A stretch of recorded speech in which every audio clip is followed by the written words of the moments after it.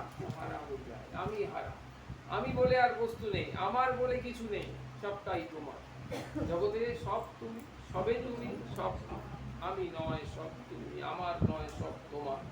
আমি আর আমার এই কথাটা নেই। I and my less. শুধু দেখে যাও তোমার পক্ষে কি মঙ্গল কি অমঙ্গল, তা তিনি তোমার থেকে বেশি জানেন, তোমার অপেক্ষা জানেন।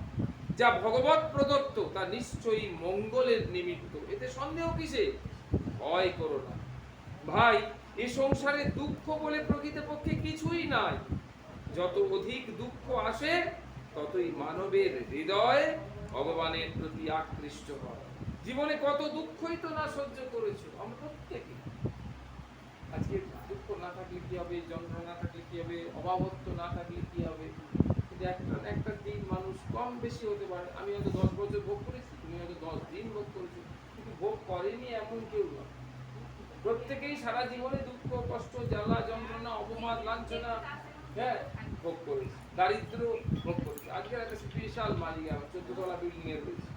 কিন্তু বলে যে আমি একসময় খেতে পেতাম না, জান সে গল্প করছে, আমি একসময় খেতে পেতাম না। তুমি কি মুখে বলে? আমি হ্যাঁ সারা জীবন তো খাচ্ছি, মোটামুটি বলি না, আমাকে ভিক্ষা করে অপেক্ষা করে ডাকতে হচ্ছে যে কোথায়, যে একটুখানি যদি কেউ দেয় তবে আমি দুপুরটা খাবো। আজকে কি করছে সে, এত বড় লোক, খাবার ফেটে ছড়িয়ে নষ্ট করছে, কিন্তু একসময় তার এরকম কেটেছে, তার জীবনও এরকম আছে, তাই না? তাই সেই কথাটা এখানে বলছে, ভাই এ সংসারে দুঃখ বলে প্রকৃতপক্ষে কিছুই নাই। যত অধিক দুঃখ আসে ততই মানবের হৃদয় ভগবানের প্রতি আকৃষ্ট হয়। জীবন কত দুঃখই না সহ্য করেছে। একবার ভেবে দেখো, জননী সীতা দেবী স্বয়ং ভগবানের সহধর্মিণী হয়েও কত দুঃখ ভোগ করেছিলেন। নল দময়ন্তীর কথা স্মরণ করো, শ্রীবৎসের দুঃখের কাহিনী স্মরণ করো। শ্রীবৎস চিন্তা, হ্যাঁ, ওদের লক্ষ্মীর পাঁচালিতে আছে, বড় বাবার পাঁচালিতে আছে শ্রীবৎস রাজা, মানে লক্ষ্মী আর বড় ঠাকুর। লক্ষ্মী একদিক থেকে দিচ্ছে, বিরাট মাছ দিয়েছে, খাবে খেতে পারছে না, মাছ দিয়েছে। ওই মাছটাকে জলে ধুতে গেছে, বড় বাবা ওখান থেকে তার উপর কুপিত হয়েছে, তো বড় বাবা ওখান থেকে দৃষ্টি দিল, মাছটা হাত থেকে ভটকে চলে গেল। আবার 3-4 দিন খাওয়া হলো। তার মানে কি দেখাচ্ছে কি, প্রতিটা মুহূর্তে হ্যাঁ যে আমাদের এরকম কষ্ট যন্ত্রণা সহ্য করতে হচ্ছে, আবার বড় বাবাটাকে ভর্তি করে দিচ্ছে এরকম। শ্রীবৎসের দুঃখের কাহিনী স্মরণ করো, পাণ্ডবগণের অসংখ্য বিপদের কথা স্মরণ করো, শ্রীকৃষ্ণের পরম স্নেহভাজন নন্দ যশোদা সখাগণ, পরম প্রিয়া শ্রী রাধিকা এবং অন্যান্য গোপগণের বিরহ বেদনা সব স্মরণ করো। সংসারের দুঃখই মানব জীবনকে এক নতুন পথের সন্ধান দেয়। যারা ভগবত পথ অবলম্বন করেছেন তাদের অধিকাংশই সংসারের দুঃখ কষ্ট ভোগ করেই সেই পথে অগ্রসর হয়েছে। সংসারের দুঃখ কষ্ট জ্বালা যন্ত্রণা অভাব বোধ এসব থেকে কষ্ট পেয়ে আঘাত পেয়ে তবে সে উপলব্ধি করতে পেরেছে যে সংসার অনিত্য। না হলে যখন সে বেশ ভালো সুখে টুকে আছে, সে ভাববে যে আমার সংসার অনিত্য হয় কখন? যখন আঘাত পাচ্ছে, দূর সংসারে কি আছে, চাই পাঁচ কি আছে বলতো, পারবে তো এই সংসার ছেড়ে চলে এরকম, তখন তার মধ্যে একটা বৈরাগ্য এলো। ডক্টর নিতাই সেবিনী মাতাজি বলেছেন, যেমন একটি বিমান ওড়ার আগে বাইরের সব সংযোগ বিচ্ছিন্ন করা হয়, তেমনি আত্মাকেও উচ্চতর আধ্যাত্মিক স্তরে উঠতে হলে নিম্ন স্তরের আসক্তি ও মনোযোগ হরণকারী হাতছানি থেকে নিজেকে বিচ্ছিন্ন। যত রকমের হাতছানি আছে, দান আকর্ষণ। পরম পূজনীয় স্বামী গৌতমানন্দজি বলছেন, ভগবানের নামের মধ্যে আমাদের পাপকে পবিত্র ও নির্মল করে দেওয়ার শক্তি রয়েছে। ভগবানের নামের মধ্যে এই শক্তিটা রয়েছে। কি শক্তি? আমাদেরকে পবিত্র করে দেওয়ার শক্তি। কি শক্তি? আমাদের নির্মল করে দেওয়ার শক্তি, মলমুক্ত করে দেওয়ার শক্তি রয়েছে। তাই আন্তরিকতা ও অটল বিশ্বাসের সঙ্গে ভগবানের নাম জপ করার উপদেশ দেওয়া হয়। অটল বিশ্বাস। দেখো আস্তে আস্তে পরপর পৃষ্ঠা ঠিকঠাক হচ্ছে তো। 7 নম্বর, শ্রী আনন্দময়ী মাকে ভক্ত প্রশ্ন করেছেন, কার্য করে কি গুরুর কৃপা আনতে হয়? আমরা যে কার্য করছি, কর্ম করছি, সেইটা করে কি গুরুর কৃপা আনতে হয়? উত্তরে মা বললেন, গুরুর অহেতুকী কৃপা তো আছেই, ভেতরেই তো গুরু। কার্য করবার যে ইচ্ছা জাগে সেও তো গুরু কৃপা। হ্যাঁ, তুমি বলছো কি, তুমি আমায় প্রশ্ন করলে কি যে গুরুর কৃপা আনতে গেলে কার্য করে কি আনতে হয়। ঠিক আছে, এটা তো বুঝলাম তোমার প্রশ্ন, কিন্তু আসল কথাটা কিন্তু আমি বুঝতে পেরেছি যে গুরুটা কোথায়। গুরু তোমার ভিতরেই রয়েছে। তাই কি বলছেন যে ভেতরেই তো গুরু। কার্য করবার যে ইচ্ছা জাগে, কোথাও যাবার যে ইচ্ছা জাগে, ভগবত নাম করার ইচ্ছা জাগে, ইচ্ছাটা জাগাচ্ছে কে? এই বললো কার্য করবার যে ইচ্ছা জাগে সেও তো গুরু কৃপা। কাজেই বলতে হবে যে গুরুর কৃপাতেই সব হয়।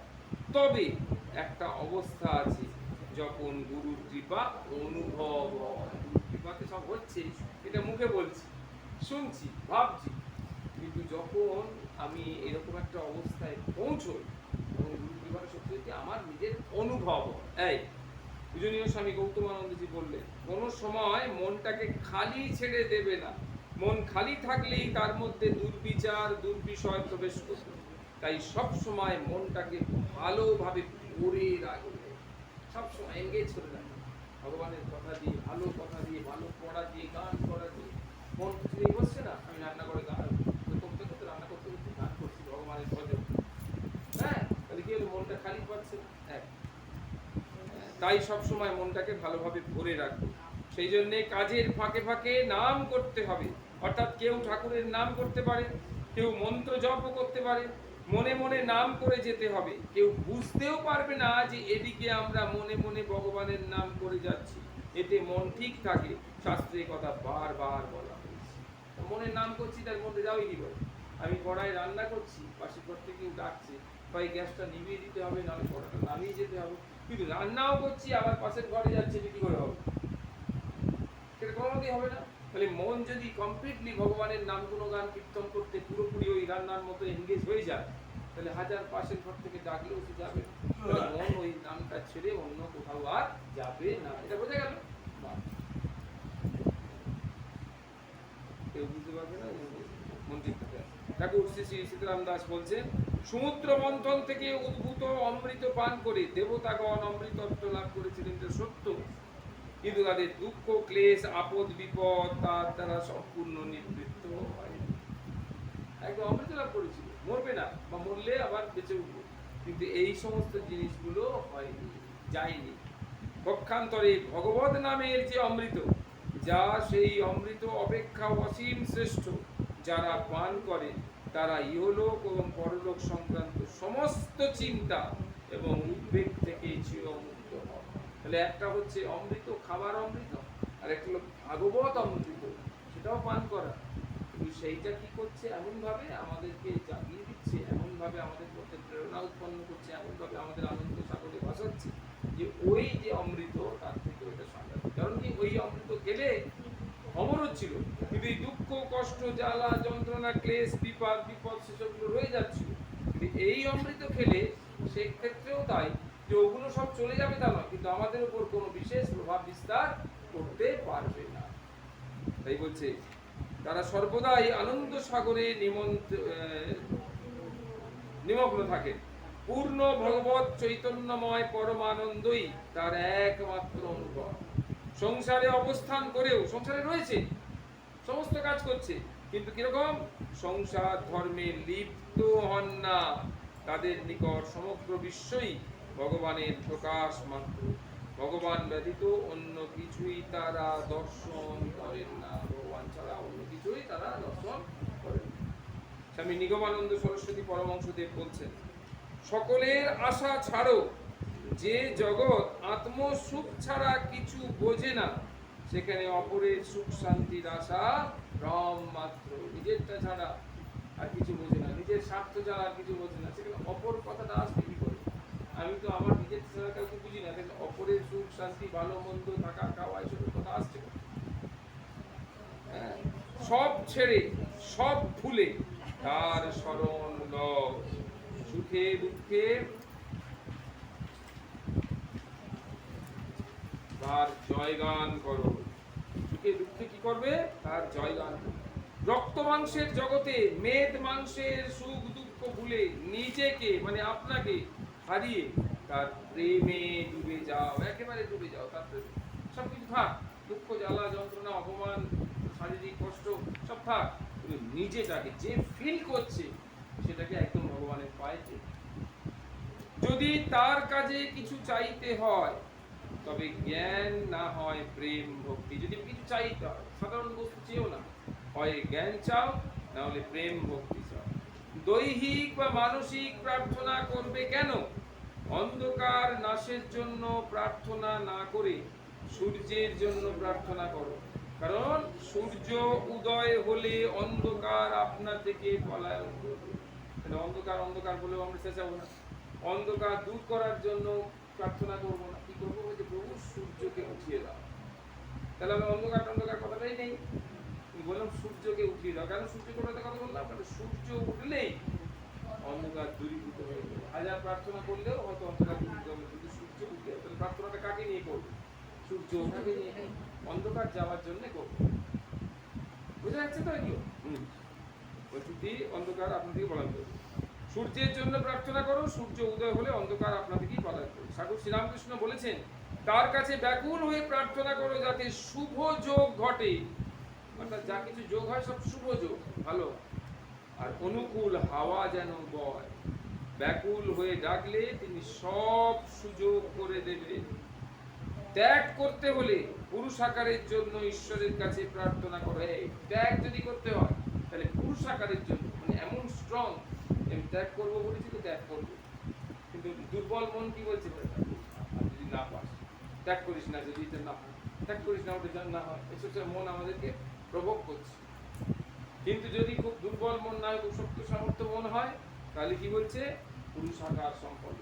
তাই বলছে ত্যাগ করতে হলে পুরুষাকারের জন্য ঈশ্বরের কাছে প্রার্থনা করতে।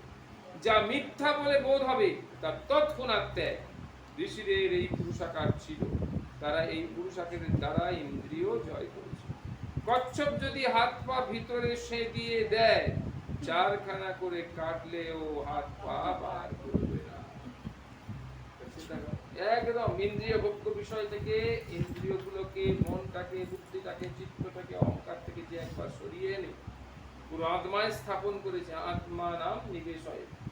যত যত নিশ্চরতি মনশ্চঞ্চল অস্থিরম তত তত নিয়ম এতৎ আত্মনি এব বশম নয়। আত্মায় স্থাপন করেছে, সে হাজার চেষ্টা করলেও সে আত্মা থেকে নিজেকে তুলে আনতে পারে। তাই বলছে কি, কচ্ছপ যদি হাত পা ভিতরে সে দিয়ে দেয়, চারখানা করে কাটলেও হাত পা বার করবে না। শ্রীমা আনন্দময়ী কি বলছেন? ভালো লাগুক আর না লাগুক, সেই তাকে নিয়েই থাকতে হবে। ভালো না লাগুক, লাগুক আর না লাগুক, দিক বা না দিক, কথা শুনুক বা না শুনুক, তাকে নিয়েই থাকতে হবে। ওষুধ খাওয়ার মতো গিলতেই হবে। হরি কথাই কথা আর সব বৃথা ব্যথা। তাকে ভালো না লাগলে যে চলবেই না, এটা সব সময় চলবে না নয়, এটা হর্ষ, চলবেই না মানে একদম চলবেই না, অবশ্যম্ভাবী, তাকে রাখতেই হবে। ঠাকুর শ্রী ভজন ব্রহ্মচারী তিনি বলছেন, তোমরা তো ভাবো গুরু করেছি, দীক্ষা নিয়েছি, ব্যাস আর কি। অধিকাংশ লোক তাই ভাব, সবাইকে বলে বেড়ায় আমি এইখান থেকে দীক্ষা নিয়েছি, আমি অমুক লোকের কাছে দীক্ষা নিয়েছি, বিরাট ব্যাপার। কিন্তু এটাই সব নয়, শুরুটা। গুরু এবার সব করে দেবে, এসব ফাঁকিবাজি এ পথে চলে না। এখানে দিতে হবে, নেওয়ার ব্যাপার নেই, দিতে হবে। নিজের অহংকারকে শেষ করতে হবে, তবে তো তিনি দেখা দেবেন, আর দেখা দিলে তবে তো কৃপা। পরম পূজনীয় স্বামী লোকেশ্বরানন্দজি বলেছেন, ধর্ম গোঁজামিল নয়, ফাঁকি দেওয়া নয়, ধর্ম সুসংগতি, নিষ্ঠা, সংযম আর কর্ম নিপুণতা। একেবারে কর্মে নিপুণ, যা যা করছি, যেটুকু করছি একদম নির্ভুল, পারফেক্ট। তাহলে বোঝা গেল না? হ্যাঁ, ধর্ম বাইরের কোনো বস্তুকে লাভ করা নয়, অন্তরের যে সম্পদ আমাদের মধ্যে রয়েছে তাকে বাইরে প্রকাশ করা, অনন্ত যে সম্ভাবনা বুঝতে শিখতে। ধর্ম আচরণের জিনিস, শুধু মত বা বিশ্বাস নয়, শুধু মত বা বিশ্বাস। ধর্ম হচ্ছে আচরণ। যতক্ষণ না আমরা আচরণ করছি, যেটা শুনলাম, যেটা বুঝলাম, যেটা জানলাম, যতক্ষণ না আচরণের মধ্যে আনছি, সদা সত্য কথা বলবে, রোজ রোজ করতে বলছি, সত্যি কথা বলবে, তাহলে হবে। তাহলে যেটা বলবো সেটাকে করতে হবে, অর্থাৎ যেটা করবো সেটাকে করতে হবে, এরকম একটা যোগ। ঠাকুর শ্রীরামকৃষ্ণকে এক ব্রাহ্ম ভক্ত প্রশ্ন করেছেন, মহাশয় অন্য সময় ঈশ্বর চিন্তা করছে, অন্য সময় ঈশ্বর চিন্তা করছে, কিন্তু মৃত্যু সময় করে নাই বলে কি আবার সুখ দুঃখময় সংসারে আসতে হবে? কেন? আগে তো ঈশ্বর চিন্তা করেছিল। প্রশ্নটা কি বোঝা গেল? হ্যাঁ, আমাদের প্রশ্ন, একদম আমাদের প্রশ্ন। আবার বলি, মহাশয় ব্রাহ্মভক্ত জিজ্ঞেস করছে যে মহাশয়, অন্য সময় ঈশ্বর চিন্তা করছি, সারাদিন ঈশ্বর চিন্তা করেছে, কিন্তু মৃত্যুর সময় করে নাই, এটা বলে কি তাকে সুখ দুঃখময় এই সংসারে আবার ফিরে আসতে হবে? কেন? আগে তো ঈশ্বর চিন্তা করেছিল, মৃত্যুর সময় যদি না করে তাহলে কি হবে, তার পরিণতিটা কি? উত্তরে ঠাকুর কি বলছেন? জীব ঈশ্বর চিন্তা করে, কিন্তু ঈশ্বরে বিশ্বাস নাই, আবার ভুলে যায়, সংসারে আসক্ত হয়। কি সুন্দর একটা উদাহরণ দিয়ে বোঝাচ্ছেন, কিরকম? যেমন এই হাতিকে স্নান করিয়ে দিলে আবার ধুলো কাদা মাটি, মন মত্ত করি, তবে হাতিকে নাইয়েই যদি কি বলে আস্থা বলে সাত করিয়ে দিতে পারো, মানে ঢুকিয়ে দিতে পারো, তাহলে আর ধুলো কাদা মারতে পারে না। যদি জীব মৃত্যুকালে ঈশ্বর চিন্তা করে তাহলে শুদ্ধ মন হয়, আর সেই মন কামিনী কাঞ্চনে আবার আসক্ত হবার অবসর পায় না, সুযোগ পায় না। দেহত্যাগের সময় যাতে ঈশ্বর চিন্তা হয়, তাই তার আগে থাকতে উপায় করতে হয়, আর উপায়টা হলো অভ্যাস যোগ। ঈশ্বর চিন্তা অভ্যাস করলে শেষের দিনেও তাকে মনে পড়বে। শেষের দিন অভ্যাস, একটু হ্যাঁ, মৃত্যু আসছে বলে কি পায়খানা প্রস্রাব বন্ধ হয়ে যাবে? তাই না? এরকম অভ্যাস যদি করি, শ্বাস প্রশ্বাসটা বন্ধ, মারা যাবার আগে পর্যন্ত শ্বাস নিচ্ছি, সেজন্য শেষ নিঃশ্বাস ত্যাগ করলো বলে এবার আর নিঃশ্বাস নেবে না, কিন্তু তার আগে তো নিঃশ্বাস নিচ্ছি। এই যে শ্বাস প্রশ্বাস নিচ্ছে, তার মানে এটা কি দাঁড়াচ্ছে? সে সব কাজ করছে, তার মানে সবার ঈশ্বর চিন্তাটা ওই অভ্যাসের মাধ্যমে যদি হয় তাহলে হবে, সেটাও হবে। পরম পূজ্যপাদ ভক্তিচারু স্বামী বলছেন, এই জড়জগতে কেবল ভোগের প্রলোভনই রয়েছে, প্রকৃত উপভোগ নেই। ভোগের প্রলোভন রয়েছে কিন্তু উপভোগ নেই। ভোগ্য বস্তুগুলোকে আমরা ঠিকভাবে উপভোগ করতে পারবো না। প্রকৃত উপভোগ রয়েছে চিন্ময় জগতে, সুতরাং এই জগতের প্রলোভন দ্বারা প্রলোভিত হবে না, এবং নিত্য ও যথার্থ উপভোগের জন্য লক্ষ্য স্থির করো, লক্ষ্য স্থির করো। এবার এটি একটি সাংঘাতিক রচনা, এটা আমি খোঁজ করছি পুরো গোটা বইটা যদি পাওয়া যায়। এত সুন্দর, দেখো কি সুন্দর করে লেখা। রামচন্দ্র মিত্র দাস রচিত শ্রীমদ হরনাথ গীতা, সেইখান থেকে একটা সুন্দর অংশ। কি সুন্দর দেখো, ভালো করে একটু একটু করে পড়বো। পান্থ নিবাস ভবে, পান্থ নিবাস মানে যেখানে পথিকরা রাত্রিবাস করে, খায় দায়, ধর্মশালা টাইপের পান্থ নিবাস। রাত্রি মাত্র তুমি রবে, প্রাতঃকালে ফেলে যেতে হবে। যতই সাজাও ঘর, দ্রব্য ভার থরে থর, বৃথা শ্রম সব করে থাকে, বৃথা শ্রম সব করে থাকে। কোন দ্রব্য হেতা হতে পাবে না লইতে সাথে, বিশ্রামের তরে হেতা বাস। বৃথা বাহ্য আয়োজনে কলহ বা কুকথনে, নাসিতেছ বিশ্রামের আস। গন্তব্যের দীর্ঘ পথে পুনঃপ্রাতে হবে যেতে, কিবা বল সঞ্চিতেছ বলো। কিবা বল, কি শক্তি তুমি নিয়েছো যে এত পথ সেই পরমাত্মার কাছে পৌঁছবে? তার জন্য কি শক্তি অর্জন করেছো? আমরা যে এখন এই যে করছি, এটা শক্তি তো, সেই শক্তিটা অর্জন করছি যাতে পরমাত্মাটা একটু সুগম হয়। করো শান্তি আয়োজন এ সংসারে যতক্ষণ, অনন্তের পথের সম্বল, যতক্ষণ এই সংসারে বেঁচে আছো, হ্যাঁ, অনন্তের পথে যাবার সম্বল মানে পাথেও সেগুলোকে কালেক্ট করো।